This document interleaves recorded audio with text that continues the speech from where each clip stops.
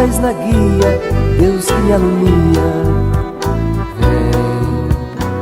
O Clube do Ouvinte RU Nossa Senhora de Guadalupe traz até você a Bíblia. Nos defende dos perigos, dos inimigos da vida. Estimados irmãos e ouvintes da Rádio Universidade, prosseguimos com o Evangelho de Mateus, programa iniciado então na semana anterior.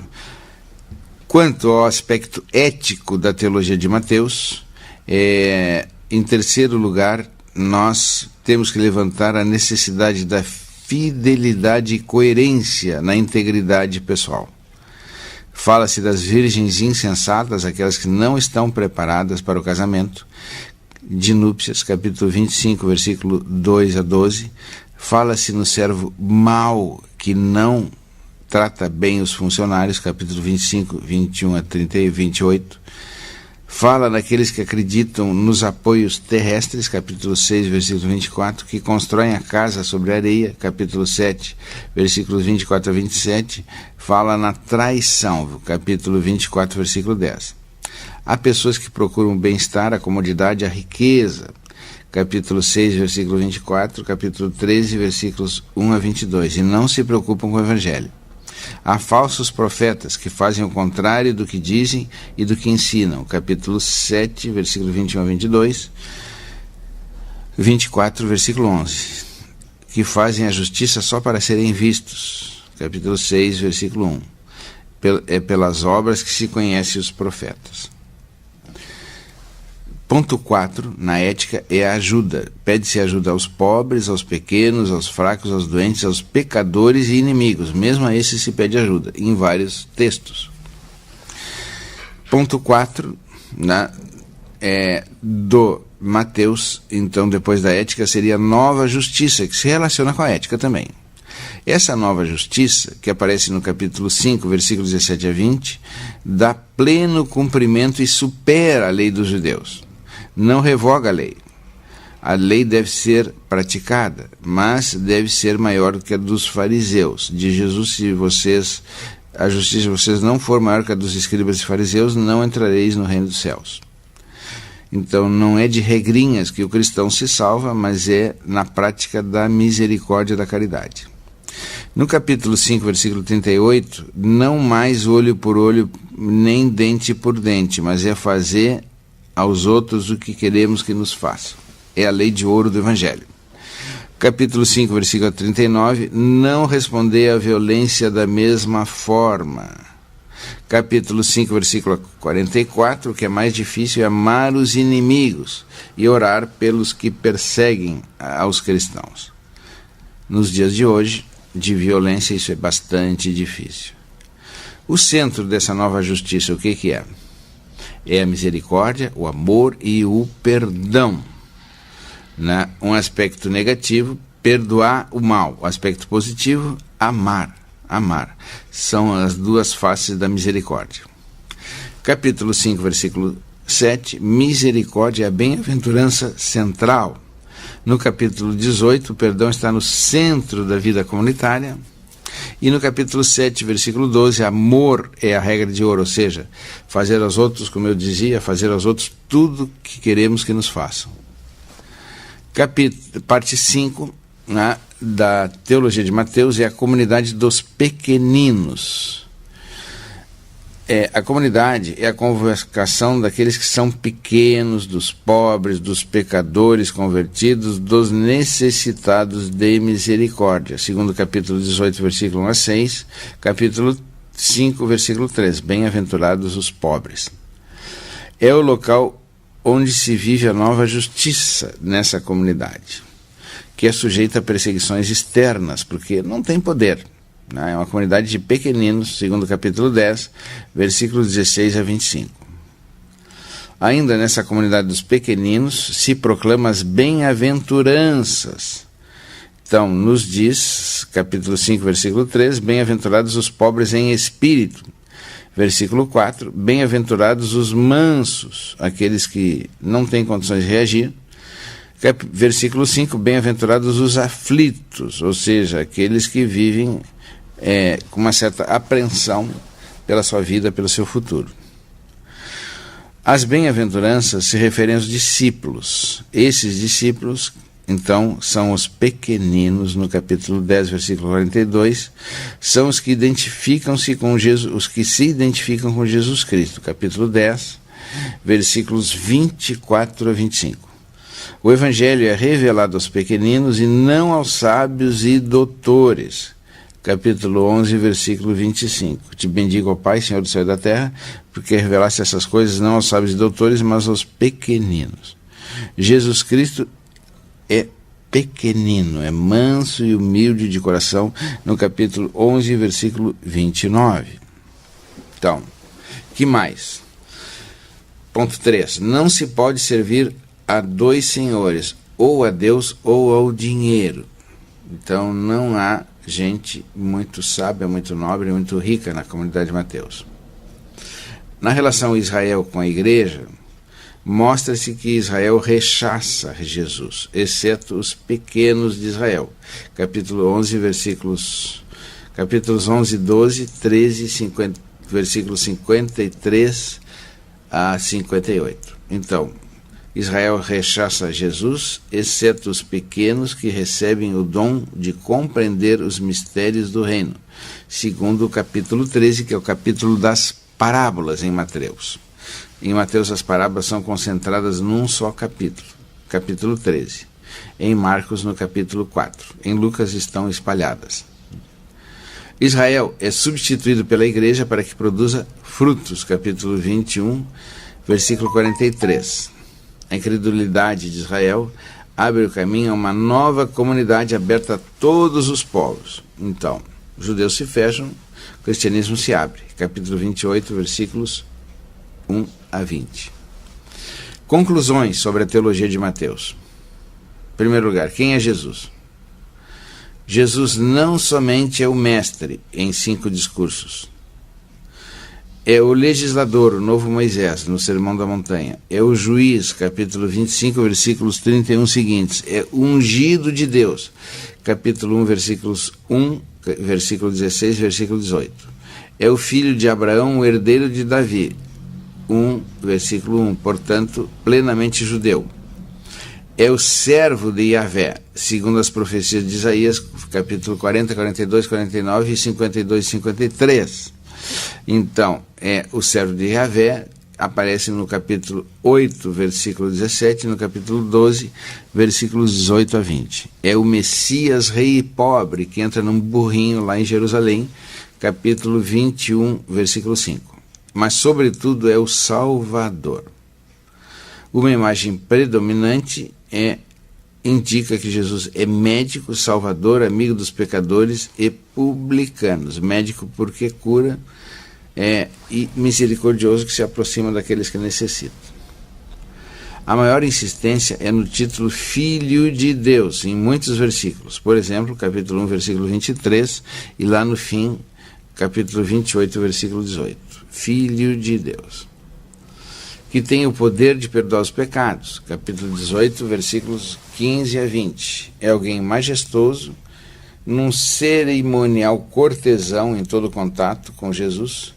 Isso aparece 52 vezes em Mateus, 10 vezes em Lucas, 5 vezes em Marcos. Portanto, Jesus, em Mateus, é alguém muito mais exaltado.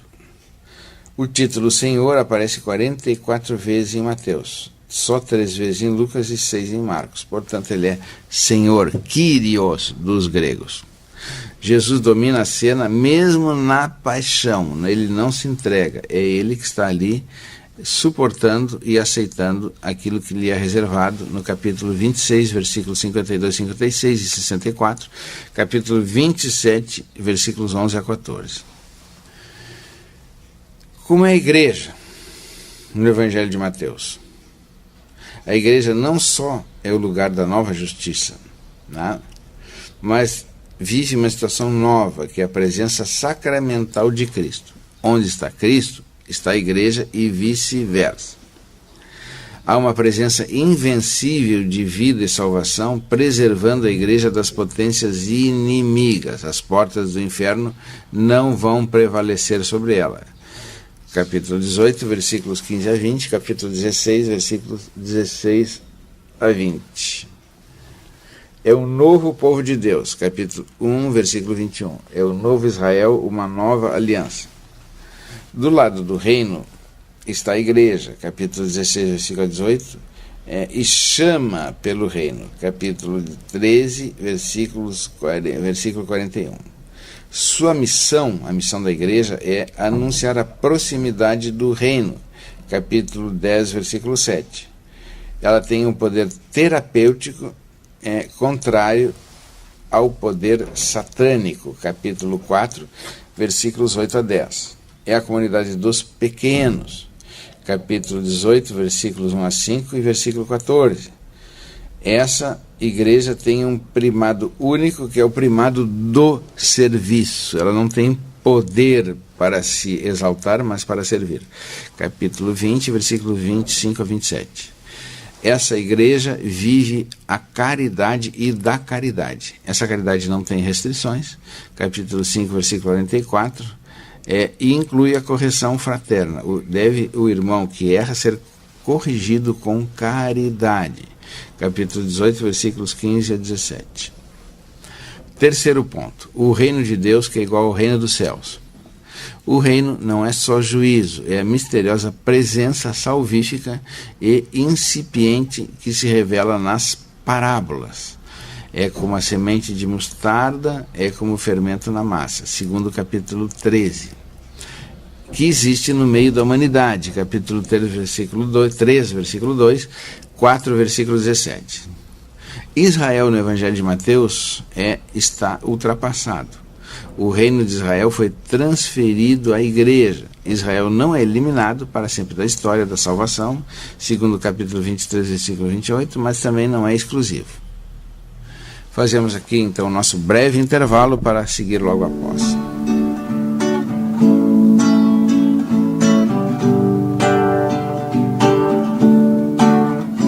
Toda a Bíblia é comunicação de um Deus amor, de um Deus de irmão.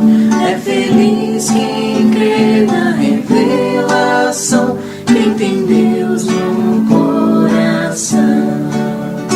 Jesus Cristo é a palavra, pura imagem de Deus Pai. Ele é vida e verdade, a suprema caridade. Toda a Bíblia é comunicação de um Deus amor, de um Deus de irmão. É feliz quem crê na revelação, quem tem Deus no coração. Os profetas sempre mostram a vontade do Senhor. Precisamos ser profetas para o mundo ser melhor. Toda a Bíblia é comunicação de um Deus amor, de um Deus de irmão. É feliz quem crê na revelação, quem tem Deus no coração. Prosseguindo, irmãos, a teologia do Evangelho de Mateus, temos o quinto ponto, que é o cristão. Cristão não é aquele que salva a si próprio através das boas obras, mas é aquele que em Jesus experimentou o perdão gratuito e inesperado. Por isso chega a encontrar-se com um compromisso mais radical com os irmãos. Capítulo 18, versículos 21 a 35. Cristão é aquele que faz render os talentos que recebeu ao máximo. Capítulo 25, versículos 14 a 30. Não está preocupado, mas vigilante escatologicamente, lá como no fim dos tempos. Capítulo 6, versículos 25 a 30. 25, versículos 1 a 13. É como um mendigo, cliente de Deus, amigo dos irmãos, desejoso da justiça, é pobre. capítulo 18, versículo 16, 25, versículo 40. É alguém perseguido, injuriado, golpeado. Capítulo 5, versículos 4 a 12, 10, versículos 16 a 23. Mas é misericordioso acima de tudo. Capítulo 5, versículos 44 a 48. Há pouco tivemos o ano da misericórdia proposto pelo Papa Francisco, que tem como centro do seu ministério profético esta proposta de misericórdia. Ponto 8 da nossa exposição: qual a finalidade da obra de Mateus? A prioridade é catequética parenética. Ele quer ensinar e exortar, converter plenamente a Cristo e fazer discípulos autênticos. A salvação é um evento complexo, que tem precedentes históricos e portadores dela, Israel e Jesus Cristo. Agora são os cristãos. Os judeus e também os cristãos não têm ideias claras sobre, então, o reino de Deus. A cristologia integra-se na eclesiologia, que é um binômio de Mateus, ou seja, não existe igreja sem Cristo, não existe Cristo sem igreja. O próprio Papa Francisco já falava, e eu evocava a uma pessoa que procurava o batismo, dizendo que o Papa Francisco disse que não existe fé cristã fora da igreja, ou seja, aquele que se diz cristão e não está na igreja não tem uma fé cristã. Diz o Papa Francisco, e eu estou plenamente de acordo. Então, também a identidade da igreja está no novo povo de Deus reunidos numa nova aliança. A salvação consiste no seguimento de Jesus Cristo. O que é seguimento? Não é só ouvir. Seguimento significa caminhar com Jesus Cristo. E se perguntar o que ele faria no meu lugar. Capítulo 11, versículos 28 a 30, 19, versículo 21. Também Mateus quer infundir e esclarecer a nova justiça, que é um cumprimento da vontade de Deus, no capítulo 7, versículo 21, versículo 12 a 20. A nova justiça se baseia na misericórdia destinada aos pequeninos. Vamos agora à composição e como Mateus organizou o seu evangelho. Tá? Em primeiro lugar, lembra-se os 5 livros do Pentateuco, que são Gênesis, Êxodo, Levítico, Números, Deuteronômio. Esses 5 livros são reproduzidos em 5 grandes discursos em Mateus. E todos eles lembram o Pentateuco. O objetivo é apresentar um novo Pentateuco, porque Jesus é o novo Moisés, a nova aliança. Tema comum aos discursos todos, do início ao fim, é o reino de Deus. Temos então, em primeiro lugar, o discurso evangélico, o Sermão da Montanha, no capítulo 5 a 7. Em segundo lugar, o discurso missionário apostólico, no capítulo 10. Em terceiro, o discurso das parábolas, capítulo 13. Em quarto, o discurso eclesial ou comunitário, a vida da igreja, capítulo 18. E quinto, o discurso escatológico, o fim dos tempos, capítulo 23 a 25. No meio nós temos narrativas. Então, na primeira narrativa é a promulgação do reino de Deus com o retrato do perfeito discípulo. A segunda narrativa é a entrega da pregação do reino aos missionários. Terceira, refere-se ao mistério do reino, início humilde e escondido que cresce, como a semente de mostarda. Quarto, a primeira realização do reino que está na vida da comunidade, em relações fraternas de humildade, caridade, edificação e correção recíprocas, perdão. Em quinto lugar e final, o advento final do reino de Deus e sua consumação. Conclusão dos discursos. Como é que nós descobrimos? Sempre que aparece, e quando Jesus terminou este discurso, essas instruções, essas parábolas, esses raciocínios, significa que o discurso, primeiro, segundo, terceiro, quarto e quinto, chegou ao fim. Ao lado do discurso temos as narrativas, como eu falava. E esta tem uma certa relação com os discursos, o quanto é possível. Por exemplo, na introdução à atividade de Jesus, que aparece no capítulo 3, 4, aparecem o batismo, as tentações, a Galileia, seus ouvintes, discípulos e multidões. Nos capítulos 8 e 9 aparece então a seção dos milagres.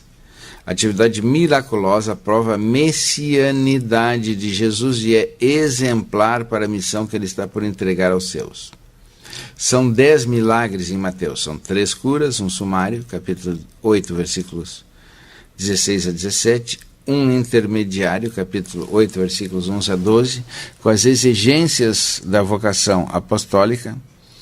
Temos 3 milagres de poder, um intermediário que narra a vocação de Mateus e a questão do jejum, 4 milagres finais, um sumário sobre a pregação de Jesus e um dito sobre a necessidade de operários para a messe, capítulo 9, versículos 35 a 38. Depois, aparece como narrativa o escândalo do reino, nos capítulos 11 a 12. Esse escândalo prepara para compreender as palavras. A pergunta dos discípulos do João Batista, o vazio e o orgulho dos judeus, com o que contrasta a docilidade dos humildes e simples. Em quinto lugar, no capítulo 13, versículo 53 a 17, versículo 27, nós temos a formação dos discípulos, que é menos ligado ao tema do quarto discurso. E aí aparecem a multiplicação dos pães e a confissão de fé de Pedro, e fatos a respeito de Pedro, que caminha sobre as águas, é considerado o primeiro dos discípulos, e também a questão do imposto pago ao templo. Em sexto lugar, temos Mateus 19, versículo 2 a 22, versículo 46, ou melhor, em quinto lugar. Aqui é o sinal iminente da crise da condenação de Jesus. Jesus entra no templo, expulsa os comerciantes, denuncia na parábola dos 2 filhos, aquele que é fiel, aquele que faz que vai e não vai, aquele que diz que não vai, mas termina indo. A parábola dos vinhateiros homicidas que matam não apenas os enviados, mas o próprio filho do proprietário da plantação. Também temos as denúncias fortes contra os fariseus, no capítulo 23, que são os 7 ais, e a lamentação sobre Jerusalém, que será destruída. A articulação entre discursos e narrativas visa um esquema palavra-ação, já bem conhecido no Antigo Testamento, na tradição judaica e cristã. Então, vamos às partes do Evangelho. Segunda parte é o Evangelho da infância, capítulo 1 a 2. A paixão, ressurreição, capítulo 26 a 28, concluem e iniciam o Evangelho como já foi mostrado e estruturado. Somados aos 5 discursos, dão o número 7, que é significativo em Mateus, significa a totalidade.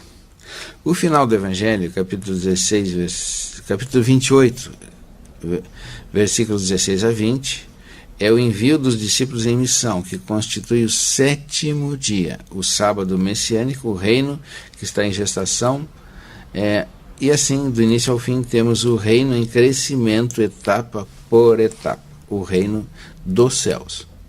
Não pronunciava o reino de Deus porque se achavam indignos de pronunciar o nome divino.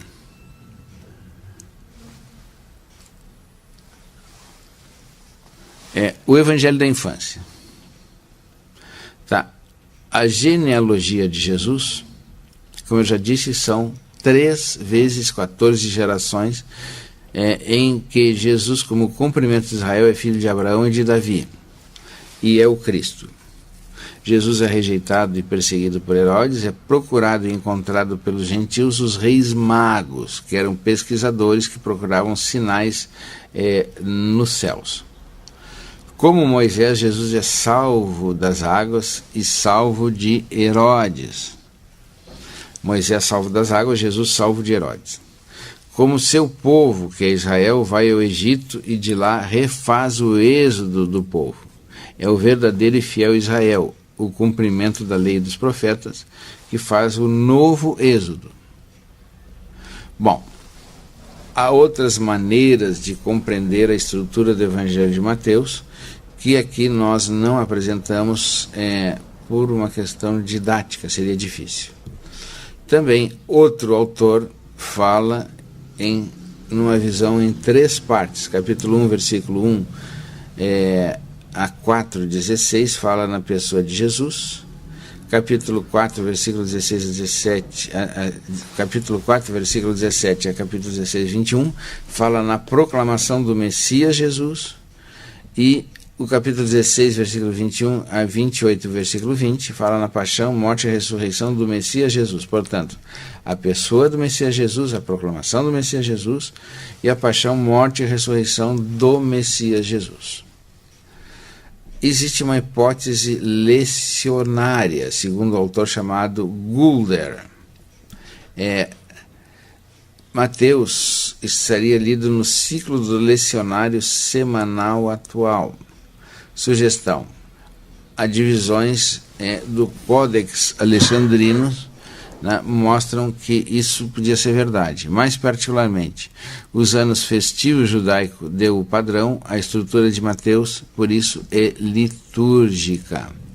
Mateus seria um midrash, uma interpretação sobre Marcos segundo o pensamento judaico, voltado à liturgia. Segundo outro autor, teria um plano indefinido, não devemos impor um esquema em Mateus. O evangelista não pensou em termos de nenhum arranjo fixo, com o que eu não concordo. É claramente identificável uma estrutura que obedece critérios em Mateus. Prezados irmãos, então prosseguimos na próxima semana, ainda com a organização possível do Evangelho de Mateus e como ele também vai citar as Escrituras e dar sentido aos números que são altamente simbólicos nesse Evangelho. Tenham todos um bom fim de semana, com a bênção e a paz de nosso Senhor Jesus Cristo.